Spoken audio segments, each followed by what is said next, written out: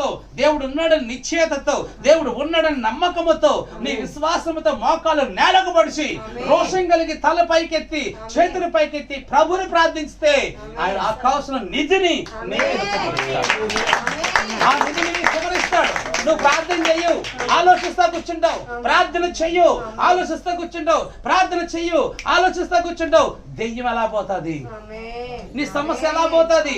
నీ సమస్య పోవాలంటే, నీ రోగం పోవాలంటే, నీ ఆర్థిక పరిస్థితి పోవాలంటే నువ్వేయి మోకాళ్ళు వేసి ప్రార్థన చేయి. బైబిల్ చదివి ప్రార్థన చేయి. బైబిల్ ఉన్న భక్తులు గుర్తు చేసుకో. బైబిల్ ఉన్న లేఖనాలు గుర్తు చేసుకో. నీవు 24 గంటలు దేవుడి దగ్గర మోకాళ్ళు వేసి ప్రార్థన చేస్తే ఆకాశం తెరవబడి ధరనిధిని మీ కుమ్మరిస్తాడు.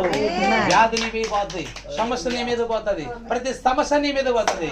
అస్సలు నువ్వు మోకరించకపోతే ఎలాగండి? మోకరించి చూడండి. ఏలియా మోకరించాడు. అక్కడ రేవి దగ్గర ప్రార్థన చేశాడు ఆయన. మీరు అనుకున్నట్టు ఏలియా ఏమి దుప్పటి కప్పుకొని ఏసీలో పడుకోలేదు. ఆ రేవి దగ్గర ఇజ్రాయేల్ కొరకు మొర పెడతా ఉన్నాడు. దేవుని ప్రవక్త అన్నాడు, దేవుని వాక్యం చెప్తుంది, దేవుడు పిలుపులో వచ్చిన తర్వాత దేవుడు ఒక్క నిమిషం కూడా తన సేవకుడు తన ప్రవక్తలను మౌనంగా ఉంచాడు.